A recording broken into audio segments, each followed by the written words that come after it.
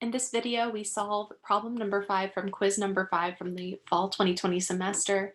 This requires us to use variation of parameters, and the corresponding homogeneous equation happens to be a Cauchy-Euler differential equation.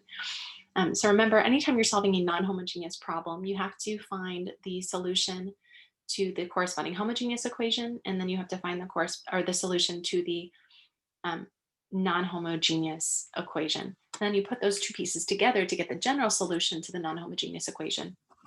Okay, so we always start by finding the solution to the corresponding homogeneous equation.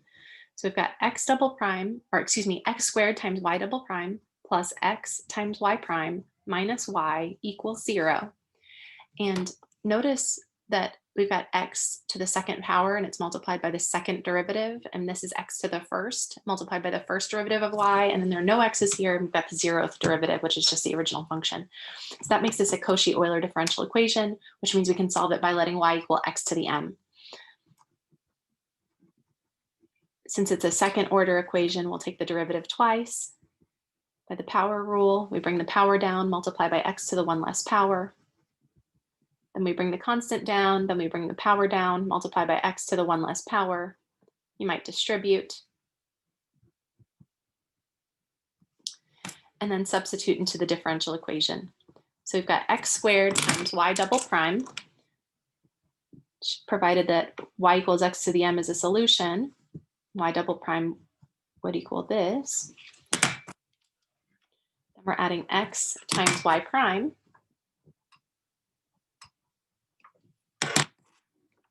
And we're subtracting y, which is x to the m. We're saying if y is a solution to this equation, then m must satisfy this equation.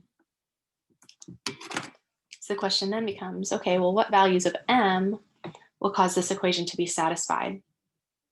So we substitute into the differential equation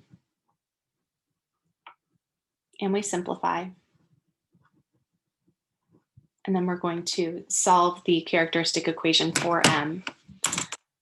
So if we factor out an x to the m from all of these, we have an m squared minus m here, plus m there, minus 1 equals 0. And we want this equation satisfied for a range of x values, not just x equals 0. So that would mean that we want this polynomial to be 0. And the m's reduce. So just get m squared minus 1 is equal to 0. You can factor that as a difference of squares, or you can just add 1 to both sides and take the square root. Either way, you see that m1 and m2 are both equal, or are equal to plus and minus 1. M plus 1 equals 0 when m equals -1, and m minus 1 equals 0 when m equals +1. Okay, so that means our first solution is x to the m1, and our second solution is x to the m2, which is just x to the first. So the complementary function is y equals c1y1 plus c2y2, which is c1 times x to the -1 plus c2 times x to the first. And here we're assuming that x is not 0 because we've got a negative exponent there. And if we look at the differential equation, we see a natural log of x over here.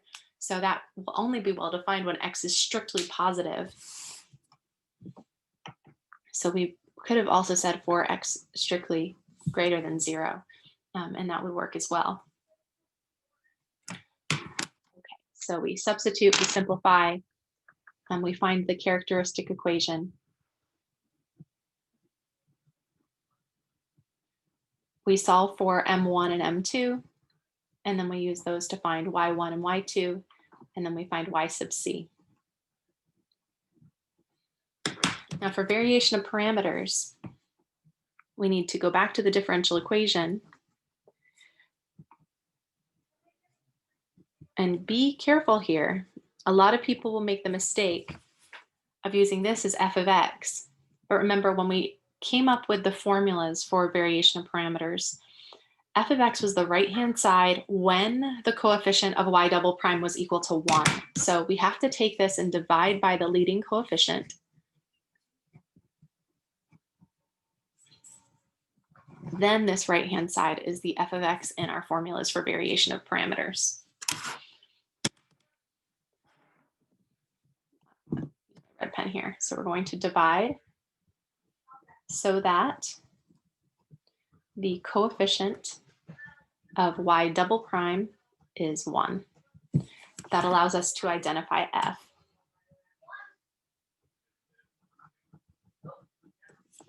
Okay, so remember with variation of parameters, we wanted y sub p to be linearly independent from y1 and y2. So we let y sub p equal u1 y1 plus u2 y2, where u1 and u2 were not constant functions. They're functions of x. And then we said, okay, well, what do u1 and u2 have to be in order for this function to satisfy this equation? I said, well, if we differentiate twice and substitute into the differential equation, and we take into account the fact that y1 and y2 are solutions, if we assume that one equation involving u1 prime and u2 prime is equal to 0, then we get a different equation involving u1 and u2 prime that must be equal to f of x. So eventually, through that substitution, we were able to come up with a system of 2 equations and 2 unknowns. And those unknowns were u1 prime and u2 prime. So if you are not sure about that, go back and watch the videos for the derivation of the formulas for variation of parameters. We're going to skip that step here. So we're going to say then, by variation of parameters, u1 prime has to equal w1 over w, and u2 prime must be w2 over w, where w is the Wronskian of y1 and y2. And w sub 1 is similar to the Wronskian. You leave the second column alone, and you replace the first column with 0 and f of x. And w2 is similar, but now we leave the first column alone, and we replace the second column with 0 and f of x, where again, f of x is the right-hand side of the differential equation after we have written the differential equation with a coefficient of 1 in front of that y double prime. So we state the formulas for variation of parameters. Remember, these came from differentiating twice, substituting, making an assumption that led to 2 equations and 2 unknowns, and then solving that system of 2 equations and 2 unknowns using Cramer's rule. Okay. Now, in order to use these formulas to get u1 and u2, we need to evaluate w, w1, and w2. So we're going to compute w. Now, it doesn't really matter which one you choose to be y1 or y2, as long as you're consistent. So my w is equal to this, and y sub 1 I listed as x to the negative 1, and y sub 2 I listed as x. So the derivatives of those are negative x to the negative 2 and 1. And then we multiply across this diagonal. That gets us x to the negative 1. And we multiply across this diagonal, add the exponents. So we're going to have negative x to the negative 1. Or that's what we get when we multiply them, but then we have to subtract that.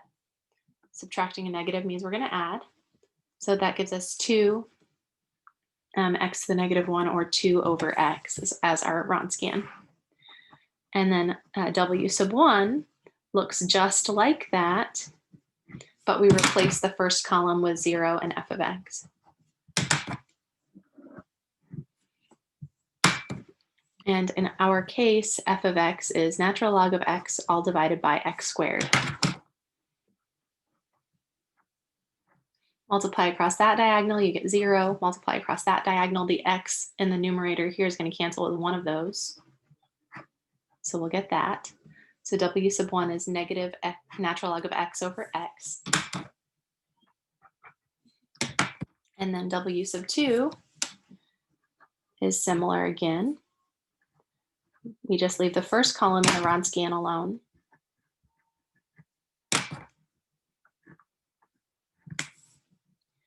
And the first column was x to the negative 1 and negative x to the negative 2. Second column is 0 and f of x. Okay, multiply across this diagonal. So you're going to have a 1 over x times this. It's going to give us an extra x in the denominator. So it's natural log of x over x cubed minus 0. That's w sub 1 and w sub 2.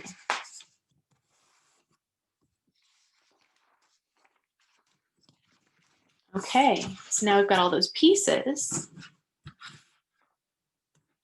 And that is enough to write down our formulas for u1 prime and u2 prime. So u1 prime is w1 over w, according to Cramer's rule.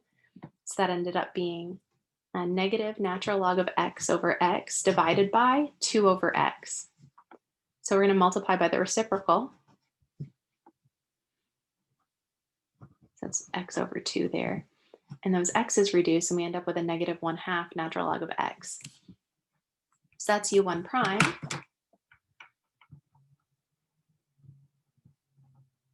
And remember, we're trying to find y sub p. So we need u1 and u2. Well, if I've got the derivative of u1, I just need to compute its antiderivative to get that function back.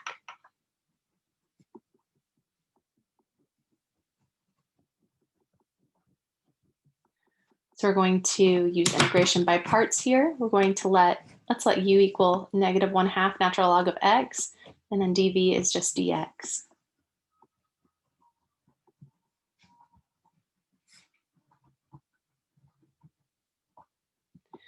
The derivative of negative 1/2 natural log of x is negative 1/2 times 1 over x dx. And the antiderivative of a 1 is just an x plus c, but we let that c be 0 whenever we use integration by parts. And then we say the integral of u dv is u times v minus the integral of v du. So you multiply across here and multiply across that diagonal, and you'll always get the right thing. So this is u times v minus the integral of v times du. The x and the 1 over x reduce, and we end up with a minus a negative 1/2. So that's going to be a positive 1/2 dx. And the antiderivative of 1 is just that 1 times x times the 1/2. So we're going to have 1/2 x plus c1. Now we're going to multiply u1 times y1. We don't need a constant times y1 as part of our y sub p because we already have a constant times y1 in our y sub c. So we're going to choose for this c1 to be 0.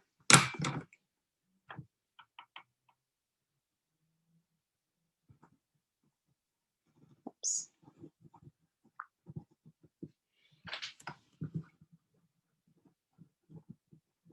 Okay. And then we want u2 prime as well. That's w2 over w. And w2 is this natural log of x over x cubed. And we're dividing by 2 over x. So multiply by the reciprocal. And you see that one of the x's will reduce here, but you still have 2 left. So this is 1/2. And x to the negative 2 times natural log of x. All right.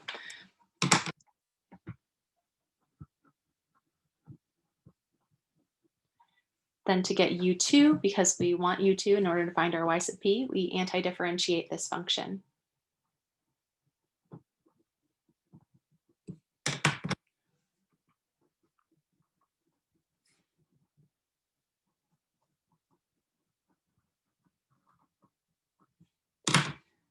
U is natural log of x, dv is everything else. Because you would usually try to do u substitution first, but u substitution doesn't work here. So the next thing we usually try is integration by parts. And if you have a logarithm in your integrand, that is your u for integration by parts.